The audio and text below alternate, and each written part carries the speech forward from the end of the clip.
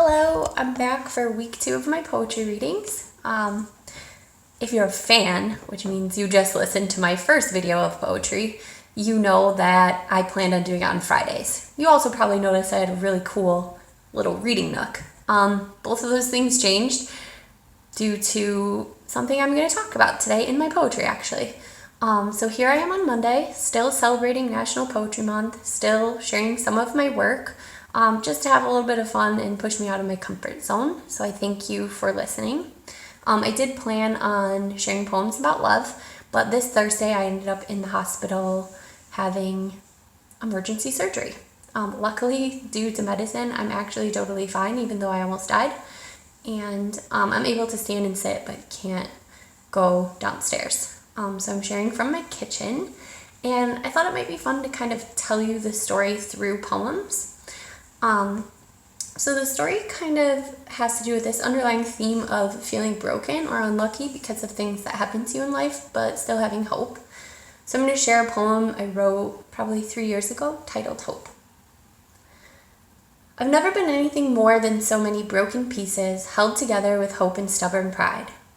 And I've always heard that reclaimed art was a thing, beautifully crafted from the overused remnants of what's left behind.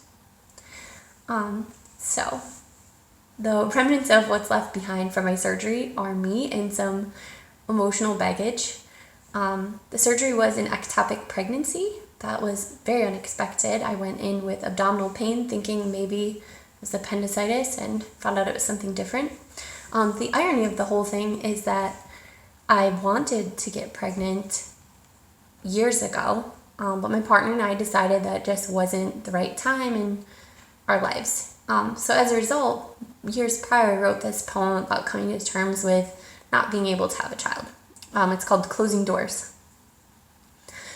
An open, half-eyed, closed dream.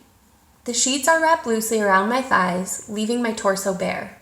They gently brush my nipples in the early morning light. I see soft breasts. I see your hands.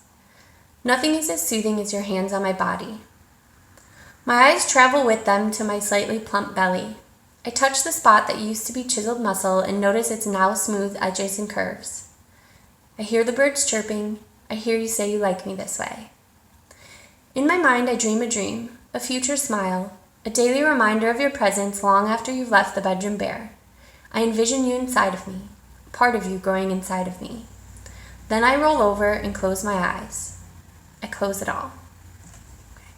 So the irony is we decided not to have children, but then here I am, a few years later, having abdominal pain, go to the hospital. They tell me I have an ectopic pregnancy, but that due to the baby growing in the wrong spot, my reproductive organs have actually ruptured. So they had to fix a fallopian tube on one side and remove part of that, and then the other side remove part of my ovary and fix that as well. So the next poem discusses the actual surgery itself and recovery. It's titled Still. The hard edges and busy fingers of a confident man cut me open. Fill me with air for good measure, so he can see, to fix the broken pieces of me. For a time, in under 3 hours, he began to rebuild damage that took weeks, months, years to ensue. He did it with snips and tugs. He tied me together, bandaged and stitched. But I needed someone with soft edges and patience to heal me. Then my lungs came back to me. The light flooded in. I breathed deep, looked around hopeful, but I still felt broken. The pieces of my heart, the depth of my soul. It can't be tugged together by the machines of man. I'm still searching for the plush comfort of acceptance, the warm easing in of love that permeates like the waters of a bath slowly, inch by inch, creeping until it swallows you whole. Salted tears preserve my skin until this moment comes. Stitched wounds begin to bond and heal. The doctor admires his handiwork, gives me an A+ at the follow-up along with himself. The family marvels at my living. I still feel dead.